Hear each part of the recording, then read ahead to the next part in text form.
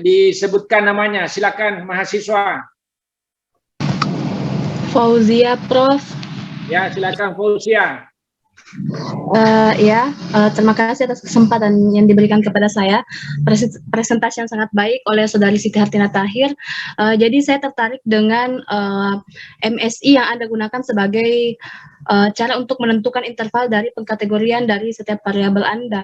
Jadi yang ingin saya tanyakan adalah bagaimana sih cara kita menentukan interval pada setiap kategori itu dengan menggunakan MSI. Sekian pertanyaan dari saya, Prof. Saya kembalikan. Ya, jadi dicatat baik atau didengar pertanyaan dari mahasiswa. Berikutnya, mahasiswa yang kedua. Silakan. Maimunah, Prof. Maimunah, silakan Maimunah.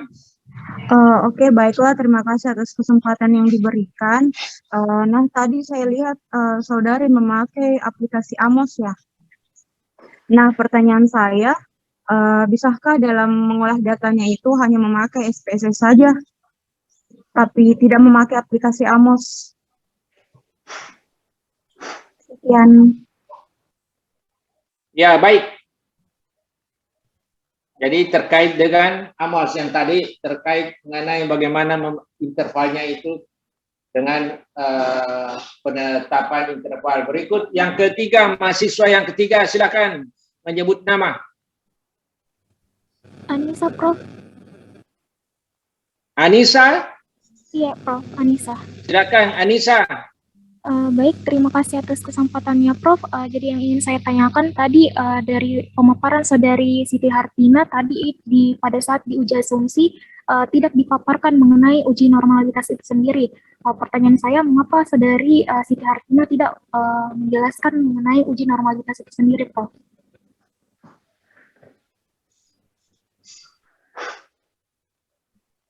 Ya, baik. Mungkin ada penanya yang keempat dari mahasiswa, silakan. Muawiyah, Prof. Muawiyah. Iya. Mohon maaf sebelumnya saya tidak aktifkan kamera karena untuk memaksimalkan jaringan. Pertanyaan saya yaitu bagaimana apabila ada satu atau dua variabel tidak berpengaruh pada penelitian Anda? Ya, terima kasih. Ya, yang keempat. Silakan. Irma, Prof. Silakan Irma. Ya, terima kasih atas kesempatannya. Sebelumnya saya ucapkan selamat kepada Saudari Siti Hartina Tahir. Pertanyaan saya, pada saat presentasi tadi, pada gambar desain terbakukan, ada namanya persamaan struktural 1 dan persamaan struktural 2. Bisa dijelaskan lebih lanjut apa yang dimaksud? Terima kasih. Berikut yang keenam. Masih ada? Kalau tidak ada, silakan dijawab Hartina, mulai dari pertanyaan Fauzia terkait interval, Maimunah terkait Amos, Anissa terkait uji normalitas, Maimunah terkait dengan pengaruh variabel jika ada salah satu tidak berpengaruh, kemudian Irma terkait dengan ada dua jenis persamaan struktural. Silakan. Ya, Prof. Terima kasih atas kesempatannya dan terima kasih pertanyaan teman-teman. Wah, Masya Allah pertanyaannya banyak. Kelihatan.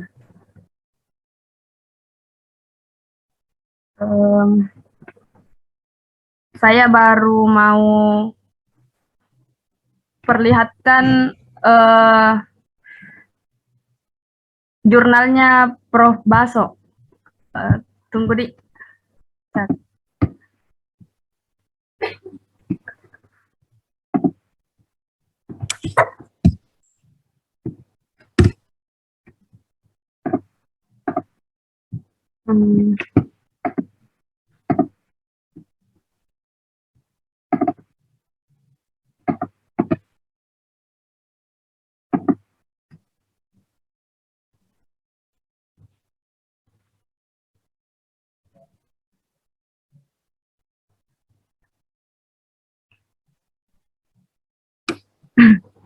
Ya, pertanyaan yang sangat baik dari Saudari Fauzia, yaitu bagaimana cara menentukan interval dari pengkategorian saya menggunakan MSI. Jadi, saya seperti yang saya jelaskan tadi bahwa MSI yang saya gunakan itu diadopsi dari jurnal dari Prof. Baso dan Pak Asdar. Jadi sebelum menentukan cara interval, menentukan cara pengkategoriannya itu kita harus mengubah data ordinal ke interval, data ordinalnya ke interval menggunakan MSI. Dan itu menggunakan, kalau saya itu menggunakan Excel, Excel. Jadi ada yang namanya aplikasi suksesif yang akan di-add in di Excel. Jadi bukan bawaan dari Excel, tapi dihubungkan dengan Excel karena di-add in di Excel. Kemudian nanti akan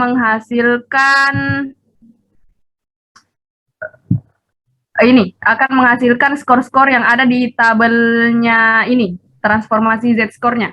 Jadi kalau di MSI itu ada scale. Kalau di jurnalnya Pak Asdar itu namanya interval. Jadi kalau di sini Z-score-nya itu nanti di kolom terakhirnya akan diperoleh di MSI di Excel. Kemudian untuk menentukan intervalnya seperti ini. Misalnya di pernyataan pertama di instrumen saya, misalnya instrumen di lingkungan kelas saya. Jadi butir pernyataan satunya itu yang ini, yang di bold saja, yang dilihat di. Jadi kan kalau biasanya itu SS itu 1, SS itu 5, S itu 4, RR itu 3, TS itu 2, STS itu 1. Kalau di skala Likert ya, jadi ordinalnya. Tapi kalau di MSI itu bisa saja SS-nya itu seperti ini, 5,4964. Kemudian RR-nya 3,1701. Jadi itu yang membedakan antara ordinal langsung dengan di MSI kan dulu baru diintervalkan. Kemudian untuk mencari cara menentukan intervalnya, misalnya ini kan pembobotan butir pernyataan 1 yang di bold saja yang bagian bawah, dilihat yang Z-score. Kemudian Z-score yang ada di butir yang kedua, kita pakai 2 butir saja. Di butir yang kedua itu yang di sini, 1, 2,1, 3,3547. Jadi untuk menentukan pengkategoriannya, kita kategorikan dulu buat seperti ini, gambar satunya ya, titik-titik batas antar jenis kategori. Jadi kalau di STS kan 1, ya ini di sini tetap 1. Kenapa tetap 1? Jadi 1 ditambah 1 di sini bagi 2, dapat 1. Kemudian ini 2,0349 diperoleh dari 1,9697 ditambah 2,1 baru dibagi 2. Dapat titik yang kedua. Begitu juga untuk titik RR-nya, titik SS-nya, dan titik S dan SS-nya. Seperti itu untuk titik-titik batas antar jenis kategori. Kemudian kita mencari batas bawah dan batas atas kategori. Bagaimana caranya? Jadi titik STS dan SS itu tetap, jadi langsung turun ke bawah. Kemudian untuk mendapatkan batas atas dari sangat tidak setuju, maka 1 yang ini ditambah 2,0349 dibagi 2. Itu batas atas dari kategori sangat tidak setuju dan batas bawah dari tidak setuju. Begitu pula dengan 2,6487 ini. Jadi 2,0349 ditambah 3,2624 dibagi 2. Kemudian setelah diperoleh batas bawah dan batas atas kategori, misalnya kita ingin 3 interval yaitu sikap negatif, tidak bersikap, dan sikap positif. Maka kalau 3 interval berarti kita hanya perlu 4 titik. Jadi seperti gambar 3 yang ada di jurnalnya Prof. Baso. Tapi kalau misalnya kita ingin 5 kategori seperti yang saya tadi, sangat tinggi, sedang, apalagi rendah dan sangat rendah, maka kita bisa pakai langsung batas bawah dan batas atas kategorinya. Seperti itu. Saya kembalikan ke saudari penanya. Mudah-mudahan bisa dimengerti. Oke, baik. Terima kasih atas jawabannya. Saya pikir sangat menarik mengenai MSI ini. Saya baru juga mengetahui mengenai pengkategorian ternyata bisa digunakan juga MSI karena yang saya gunakan pada penelitian saya itu hanya merujuk pada penelitian sebelumnya. Mungkin ada sedikit yang ingin saya tanyakan kembali mengenai MSI. Apakah setiap data itu pengkategoriannya bisa menggunakan MSI atau ada persyaratan khusus data tertentu yang bisa dikategorikan dengan menggunakan MSI? Saya pikir itu. Saya kembalikan kepada pemateri. Iya, makasih banyak. Jadi apakah semua data bisa di MSI-kan? Ya tidak, Di. Jadi yang bisa di MSI-kan itu adalah data ordinal ke interval. Jadi desain hubungan antara data ordinal dan data interval itu dapat dilakukan dengan MSI, yaitu ditransformasi data ordinal ke interval menggunakan salah satu caranya itu, dan baru satu ku tahu, yaitu caranya MSI, yaitu method of successive interval. Seperti itu. Jadi kalau misalnya kan saya punya hasil belajar itu 0 kalau salah, 1 kalau benar. Nah, itu kan bukan ordinal. Jadi itu tidak bisa di MSI-kan. Jadi kalau kita klik MSI successive di Excel itu tidak bisa berubah. Tidak bisa inaolah. Karena dia itu data nominal, bukan ordinal, Di. Ya, mungkin seperti itu. Saya kembalikan. Baik, terima kasih atas penjelasannya. Saya cukup mengerti mengenai apa yang dijelaskan. Saya pikir cukup untuk saya. Saya kembalikan ke moderator. Ya, silakan untuk dijawab pertanyaan dari Maimunah terkait dengan Amos.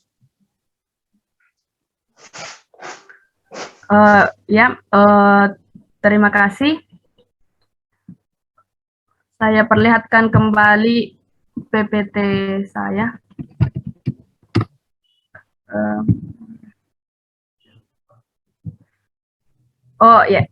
Jadi kalau ini salah satu hasil dari Amos. Jadi kalau di SPSS itu tidak bisa seperti ini. Jadi tadi pertanyaannya, bisakah hanya memakai SPSS? Bisa. Jadi pertanyaannya itu bisa memakai SPSS saja. Tetapi kenapa saya pakai Amos? Karena Amos itu hanya beberapa kali klik bisa didapat semua yang ini.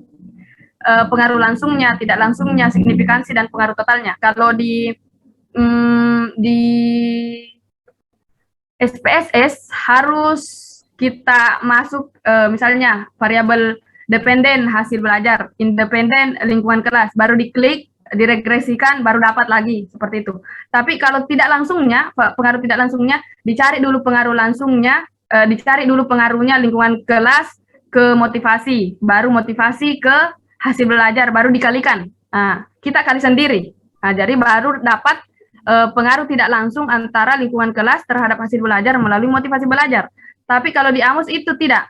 Satu kali klik dapat semua informasinya. Kemudian tidak ada nilai signifikansi yang diperoleh dari pengaruh tidak langsung. Karena kita kali sendiri, jadi tidak ada signifikansinya diperoleh kalau di Amos.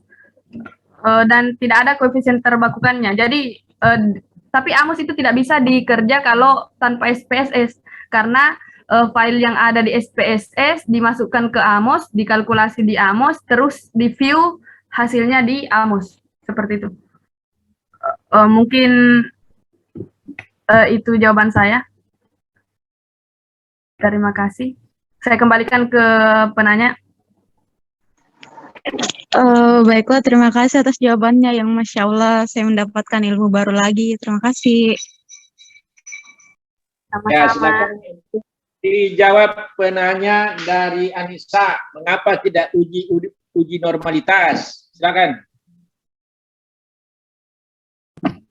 Ya, terima kasih atas pertanyaannya. Jadi, kenapa tidak menggunakan uji normalitas? Jadi, pada saat semester 2 di S2 kemarin, Prof. Baso juga yang mengampu mata kuliah tersebut, beliau menyatakan bahwa tidak ada uji normalitas. Begitu pula dengan teori yang telah saya baca. Dalam artian, kita tidak bisa menggunakan uji normalitas di sini. Kenapa? karena kita hanya satu kali turun di lapangan untuk mengambil sampel. Jadi kalau misalnya sampel yang diambil itu sebanyak satu kali dalam suatu populasi, seperti populasi saya itu 400 lebih, dan sampel saya itu 150. Maka distribusi rata sebanyak satu kali dalam probabilitasnya. Jadi hanya satu. Jadi kalau di normalitas itu kan gambarnya seperti gunung, seperti lonceng, seperti ini. Kalau kita hanya satu kali ke lapangan, maka reratannya yang diperoleh dari probabilitasnya itu hanya satu, jadi hanya titik, seperti itu. Tidak bisa jadi kurva. Jadi kalau misalnya Moki menggunakan sampel sebanyak tadi dan populasi sebanyak yang saya gunakan, maka kombinasi dari sampel saya, kombinasi dari populasi saya. Jadi kombinasi dari 150 dan populasinya itu 400 lebih. Jadi ada hasilnya itu miliaran. Jadi untuk mendapatkan kurva normalitas, maka kita harus miliaran kali turun ke lapangan, seperti itu. Ya, itu yang saya pahami. Mudah-mudahan bisa dimengerti. Jadi di penelitian saya itu tidak mungkin menggunakan uji normalitas. Ya, saya kembalikan ke penanya. Baik, terima kasih atas jawaban dari Saudari Siti Hartiana Tahir. Alhamdulillah sudah mengerti dengan jawaban yang diberikan. Terima kasih. Ya, baik. Saya kira jawabannya itu kalau jurusan matematika pendengar mudah menangkapnya terkait jawaban dari Siti Hartina. Berikut pertanyaan dari Maimunah terkait dengan salah satu variabel yang tidak berpengaruh terhadap dependen. Silakan. Ya, pertanyaan yang sangat baik sekali ya. Berhubung di penelitian saya alhamdulillah berpengaruh semua, tetapi kalau bagaimana jika ada variabel saya satu atau dua variabel yang tidak berpengaruh, misalnya variabel lingkungan kelas. Nah, jadi kalau misalnya variabel lingkungan kelas saya tidak berpengaruh terhadap hasil belajar, maka yang kita lakukan itu kita melanjutkan di pembahasan. Ya, jadi kita paparkan di pembahasan teori-teori yang mendukung mengenai ternyata lingkungan kelas itu tidak berpengaruh terhadap hasil belajar, dan teori-teori yang sejalan atau hasil penelitian yang sejalan dengan lingkungan kelas itu tidak berpengaruh terhadap hasil belajar, atau mungkin kesalahan peneliti saat mengambil data di lapangan. Jadi dan yang ketiga, jadi kalau bukan kesalahan peneliti, kita bahas di pembahasan menurut teori yang sependapat atau teori yang mendukung. Kemudian yang ketiga itu mungkin instrumennya yang memang tidak valid, mungkin valid di validator, tapi kan kalau di penelitian saya itu diuji cobakan di luar sampel. Jadi ada dari 4 instrumen saya itu, keempat-empatnya ada item yang gugur. Jadi misalnya di lingkungan kelas saya itu awalnya 31 butir menjadi 28 butir karena 3 butirnya itu gugur karena tidak valid. Kemudian di lingkungan teman sebaya saya itu 2 gugur, jadi dari 29 ke 27. Kemudian motivasi belajar saya itu dari 23 item menjadi 20 butir. Kemudian di tes hasil belajar saya itu dari 20 nomor menjadi 17 nomor. Seperti itu. Jadi ada 3. Kita bahas di pembahasan atau kesalahan peneliti, atau instrumennya memang yang tidak valid tapi langsung diujikan di sampel. Seperti itu. Saya kembalikan ke penanya. Baik, terima kasih atas penjelasan yang Anda berikan. Saya pikir cukup dari saya. Saya kembalikan kepada moderator. Terima kasih. Baik, semuanya pertanyaannya berkualitas. Selanjutnya saya persilakan ke penguji 1, Prof. Hamzah Upu. Silakan, Prof. Baik, Prof. Saya menguji dulu sebentar. Hartina, selamat Anda tiba pada seminar hasil penelitian ya. Iya, Prof. Alhamdulillah, Prof. Baik. Yang pertama saya mau tanya, apakah, tolong tampun dulu pertanyaan lagi. Apakah Anda telah memasukkan minimal 5 international jurnal? Ya, alhamdulillah, Prof. Coba baca salah satu di pembahasan. Saya cuma mau dengar. iya, Coba di pembahasan di Bapak. Ambil orang, kurangi dulu suaranya ini. Ambil orang bulenya ya. Ya, Prof. Orang luar kita. Jadi menurut saya baca sama teman-teman itu dulu, Prof. Coba baca. Iya, Prof. Menurut Choi, Guerin, Kim, Brickman, dan Bauer pada tahun 2014 dalam jurnalnya itu menyatakan bahwa siswa menghabiskan lebih banyak waktu di kelas daripada di lingkungan sekolah yang lain. Maka lingkungan kelas berpengaruh pada hasil belajar siswa. Hal ini memberikan sumbangan efektif variabel lingkungan kelas terhadap hasil belajar matematika siswa yang sejalan pula dengan hasil penelitian oleh Bennett pada tahun 2001, yaitu... Apa coba berhenti pelan-pelan. Apa yang Anda bilang di situ? Bennett, sebelum Bennett tadi? Hasil sumbangan efektif variabel lingkungan kelas terhadap hasil belajar matematika sejalan dengan hasil penelitian Bennett 2001, yaitu lingkungan kelas memiliki pengaruh terhadap hasil belajar siswa meskipun tidak terlalu besar. Oke. Berikut. Saya lihat di rumusan masalahnya ada 6, kesimpulannya 9. Mestinya memang kalau Anda mau gabungkan itu deskriptifnya, gabungkan juga kesimpulannya. Atau kalau Anda mau pisah, yang mana mau diubah, kesimpulannya atau rumusan masalahnya. Ya, jadi lebih saya sarankan, lebih kesimpulannya dipertahankan, rumusan masalahnya diubah satu persatu. Iya, Prof. Ya, paham maksud saya ini? Iya, paham, Prof. Oke, berikut di bab 3. Bab 3 ini masih ada ya kesan-kesan bunyi proposal itu. Coba baca kembali. Itu dibaca ulang. Memang bab 3 itu kadang-kala lupa ubah, ada akan, kalimat-kalimat yang kesannya proposal padahal sudah laporan. Bab 3 ya, nanti Anda baca sendiri. Iya, baik.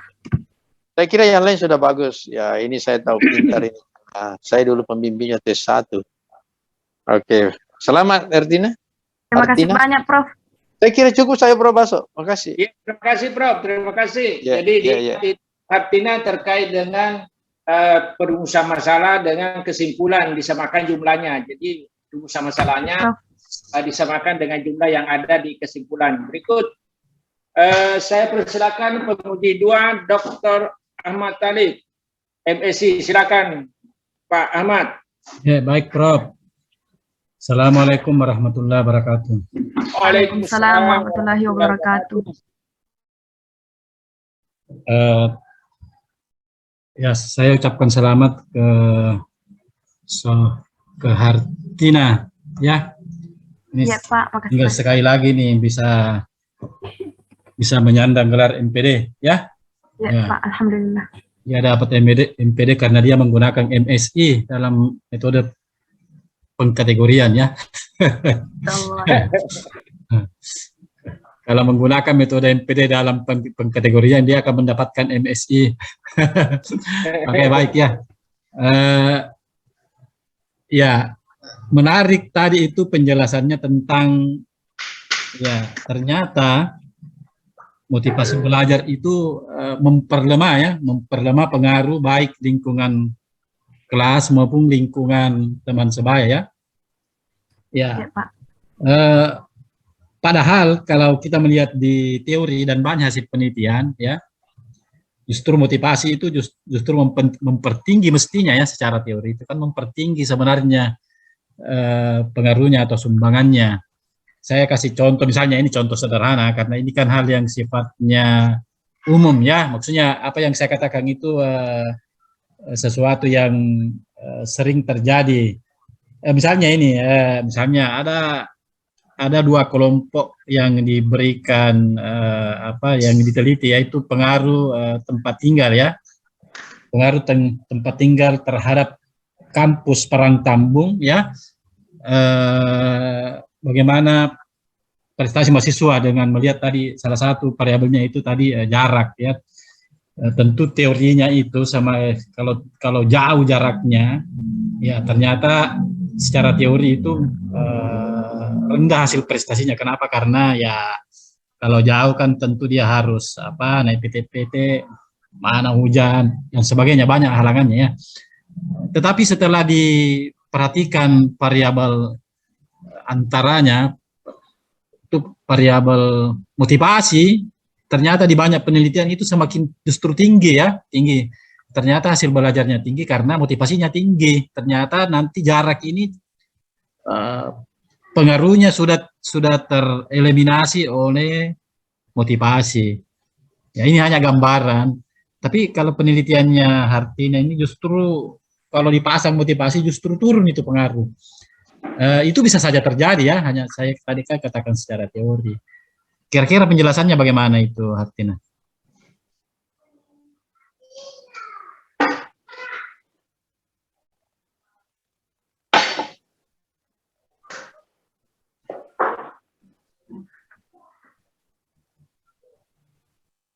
Ya, Pak. Ya. Terima kasih banyak atas pertanyaan dari Pak Ahmad Talib. Jadi memang di halaman di tesis saya telah mengungkapkan bahwa motivasi itu memperlemah lingkungan kelas terhadap hasil belajar, begitu pula dengan lingkungan teman sebaya. Dan sebenarnya saya belum mendapatkan teori yang mendukung mengenai hal ini, tetapi insya Allah kalau misalnya diperlukan, saya akan mencari teori yang mungkin sejalan dengan penelitian saya. Tetapi kalau mungkin tidak dapat, tetap di yang ini yang saya ungkapkan. Karena saya hanya ke lapangan, Pak. Tidak ada eksperimen atau tidak ada perlakuan yang saya berikan ke siswa. Jadi saya hanya olah data, kemudian hasilnya yang seperti ini. Seperti hasil belajarnya itu rendah, rata-rata di rendah. Adapun yang tinggi hanya 20 orang, yang sangat tinggi itu 1 orang. Jadi memang di lapangan itu saya bawa surat dulu, kemudian ke siswanya itu pada saat membagikan instrumen non-tes. Pada saat setelah instrumen non-tes, saya memberikan TMI kepada siswa bahwa besok saya kembali lagi, tapi belajar ya, materinya itu relasi dan fungsi. Jadi mungkin ada yang belajar, ada yang tidak belajar, otomatis hasilnya itu banyak di rendah. Dan mungkin motivasi belajarnya tinggi, padahal relasi dan fungsinya mungkin yang kurang, karena materi relasi dan fungsi saya, fungsi itu dia semester 1, Pak. Padahal saya itu meneliti di semester genap kemarin, sebelum dia ulangan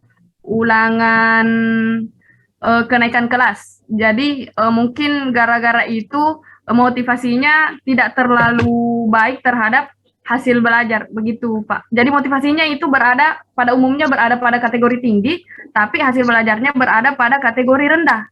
Jadi mungkin salah satu hal yang membuat penelitian saya kurang terhadap hasil belajar melalui motivasi gara-gara itu, Pak.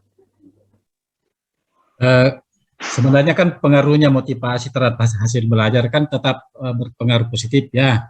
Iya, yang lemah tadi itu kalau pengaruh tidak langsung lingkungan kelas maupun lingkungan teman sebaya, kalau sudah diperhatikan itu motivasi ya. Padahal kan mestinya justru naik ya. Saya kira peneliti ini pasti paham logikanya ya. Biasanya dulu orang kalau kita di kampung itu dulu, kita punya kelas itu kan kalau di kampung itu kayak kandang ayam dulu kami belajar itu suasana kelas itu tidak bagus, tapi kan siswa kan motivasinya tinggi semua kan. Ya walaupun suasana lingkungan kelas itu tidak kondusif, ya ada yang pakai sepatu, ada yang tidak pakai sepatu, ada orang dulu kan tidak, ya ada yang pakai buku, ada yang pakai papan batu, artinya lingkungan kelasnya itu tidak mendukung. Tapi begitu motivasinya tinggi, akhirnya kan prestasinya tinggi. Nah, memang itu harus dibahas, tidak boleh dibuang karena itu sudah. Jadi memang sekarang tinggal penjelasannya bagaimana. Salah satu penjelasannya itu tadi seperti yang dikemukakan. Saya kira dikemukakan tadi itu karena mungkin materinya itu ya jarak antara materi dengan mungkin bisa mempengaruhi juga. Ya artinya sudah lama dia pelajari. Ya mungkin apakah dia ada kaitannya dengan pandemi, ya mereka loyo-loyo semua. Artinya kan ya dalam banyak waktu belakangan ini mereka tidak belajar secara tatap muka ya, dia tidak PTM. Ya sebelumnya kan mereka banyak berinteraksi dengan guru secara daring ya. Ya mungkin juga itu mempengaruhi. Jadi harus dijelaskan ya, tidak ada memang pilihan karena itu apalagi namanya itu sudah kita teliti, itu sudah diteliti, hasilnya sudah ada, tinggal bagaimana kita memberikan penjelasan secara rasional.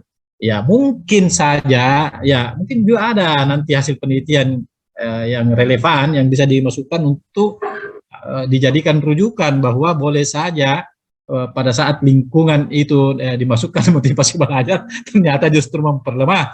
Walaupun secara akal sehat mestinya naik.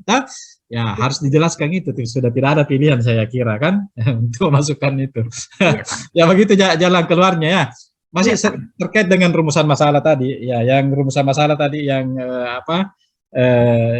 jumlahnya 6 justru di kesimpulan jumlahnya 9 ya.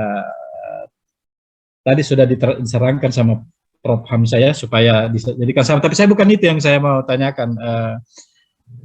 Itu di kesimpulan itu mungkin apalagi mungkin tata bahasanya saja saya mau luruskan ya, saya mau sarankan ya.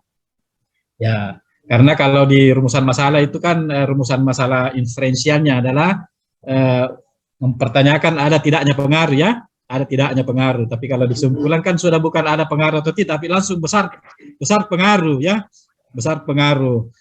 Mungkin kalau bahasa Indonesia itu biasanya kita pelajari dulu di SMP itu ada namanya subjek, predikat, ada objek ya. Besar itu adalah kata sebenarnya itu kata keterangan ya. Ya, besar itu juga relatif, tapi kalau ditempatkan sebagai subjek kalimat, saya kira apalagi namanya, tidak enak didengar, toh. Ya, kenapa tidak langsung pengaruh saja, pengaruh lingkungan belajar dan seterusnya adalah. Tapi kalau suka sekali menggunakan kata besar ya adalah sebesar apa kan? Nah, pengaruh lingkungan belajar terhadap prestasi belajar adalah sebesar kalau mau menggunakan kata besar. Tapi kalau tidak mau menggunakan langsung saja adalah 0, sekian ya. Ya, itu 0, sekian itu juga sudah menunjukkan besaran, artinya apakah itu dianggap besar atau setengah besar atau kecil tidak masalah kan, tapi itu sudah menentukan besaran. Tapi mungkin elok kalau jangan kata-kata besar itu saya paham kontennya, saya ngerti kontennya itu sudah oke, tapi kayaknya kalau besar itu di awal kalimat itu tidak biasa kita dengan tata bahasa kita, begitu kira-kira ya. Kemudian jadi saya lebih banyak memberikan saran dan melihat konsistensi ini. Misalnya di metodologi di situ ada populasinya ada 4 sekolah, tapi di daftarnya ada 5. Kenapa bisa begitu? 4 sekolah, ada 4 sekolah yang menjadi populasi, tapi saya lihat populasinya malah 5 sekolah. Coba lihat dulu. Iya Pak, 5 harusnya. 5 seharusnya? Iya. Oh ya, karena saya lihat wah ini ya disesuaikan saja ya yang mana benar. Kalau 4 saja, kalau 5 saja tidak masalah itu ya, hanya mau di konsisten itu dia punya. Kemudian ini kan istilah-istilah di sini kan ada pakai, kalau instrumennya ini kan ada dibagi 2 ya, ada kuesioner ya, kemudian ada skala ya. Ya, ada skala.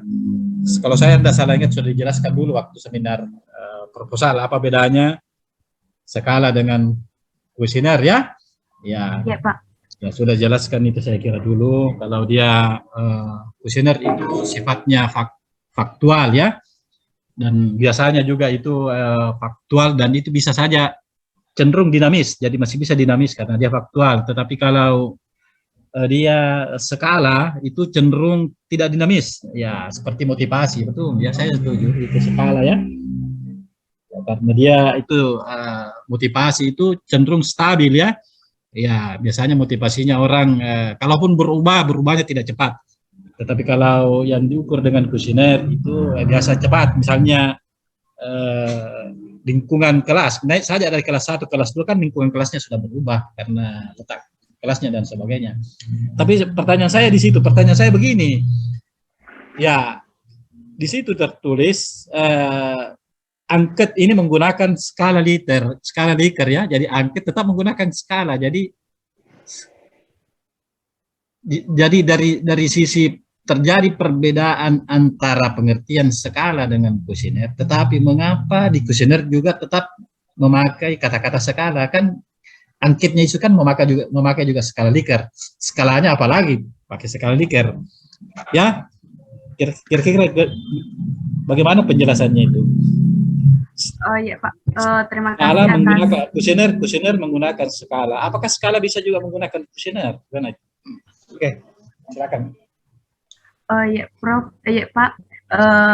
Jadi kalau dari definisinya seperti yang dikatakan oleh Bapak bahwa lingkungan kelas dan lingkungan teman sebaya itu untuk melihat apa di lingkungan atau secara faktualnya, tetapi kalau motivasi itu bukan faktualnya, tetapi bisa saja untuk setiap siswa itu memiliki persepsi masing-masing terhadap motivasi belajarnya sendiri. Jadi kenapa tetap menggunakan skala padahal namanya angket. Jadi angketnya itu Pak instrumennya saja, cuman untuk pilihan jawabannya saya menggunakan skala Likert, dalam hal ini data ordinalnya. Jadi pada saat di lapangan itu saya menggunakan empat kategori, yaitu tidak setuju, sangat tidak setuju, setuju, dan sangat setuju. Begitu pula dengan motivasinya, meskipun definisinya berbeda Pak, tapi tetap menggunakan skala Likert namanya. Jadi apa lagi namanya?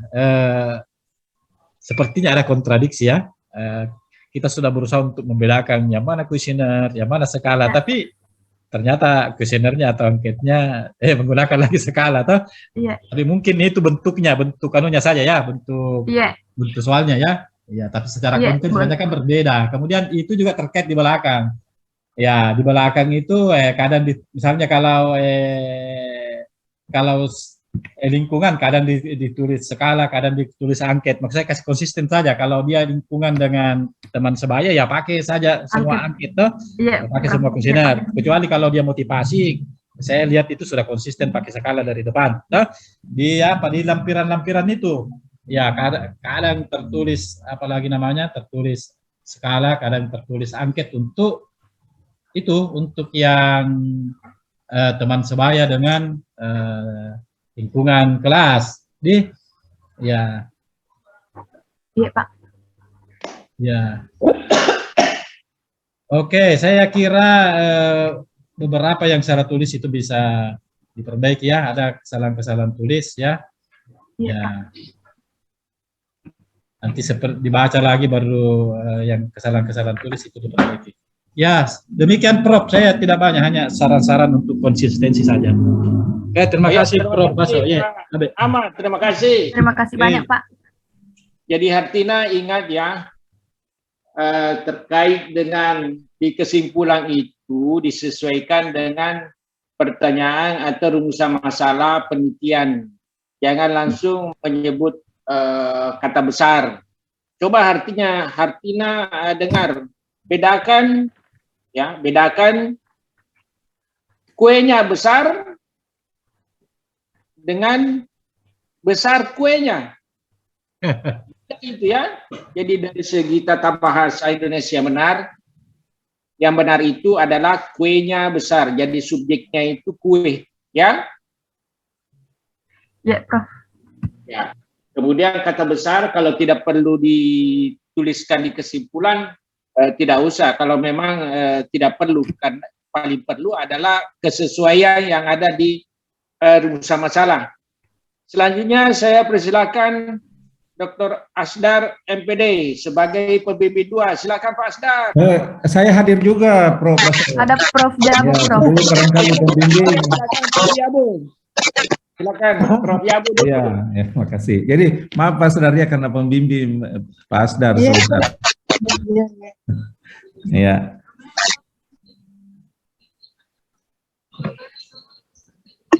Sebentar karena bersamaan ini.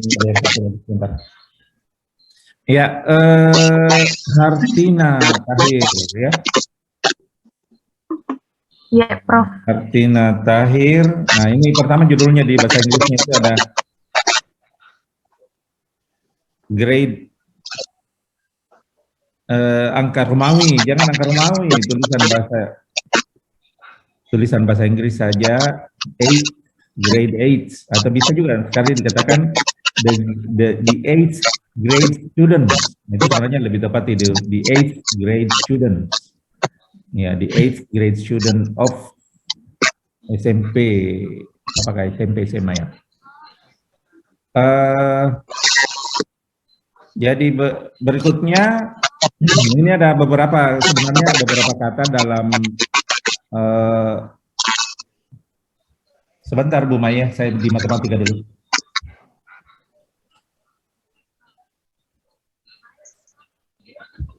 Sebentar Bu Maya, saya di matematika dulu.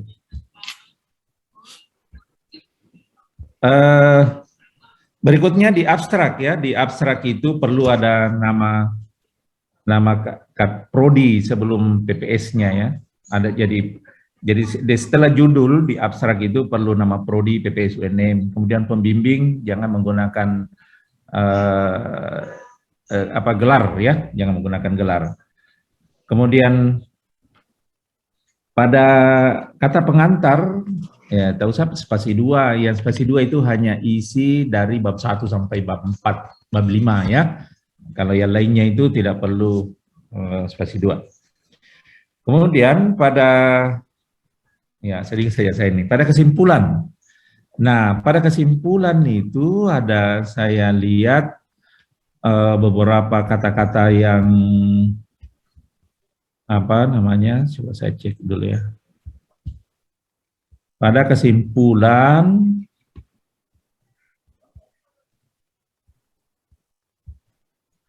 oke, sudah sih Bapak. Ini banyak angka-angka yang disebutkan ya. Seharusnya ya kualitas ya sudah ada ya, misalnya kategori baik ya. Yang pertama lingkungan kelas kategori sedang, hanya itu kata sedang itu tidak terlalu jelas maknanya, kategori sedang dari tinggi, rendah atau baik, buruk begitu. Apa kategorinya untuk lingkungan Kak?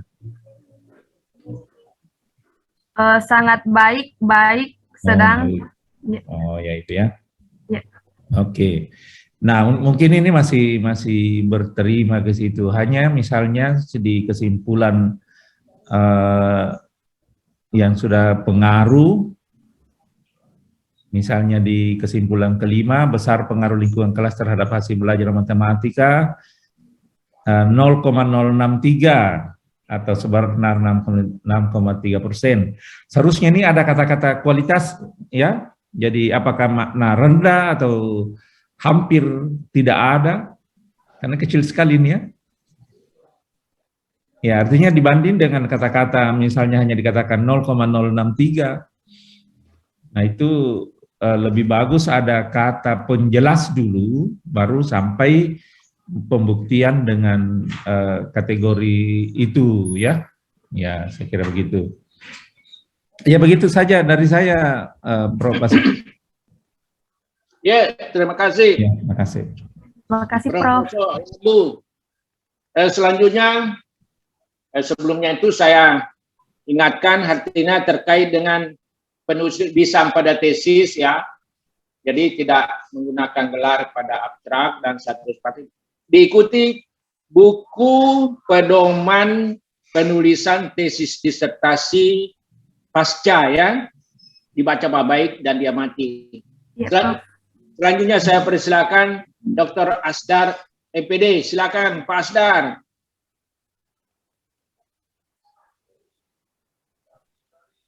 Pak Asdar. Silakan Pak Asdar.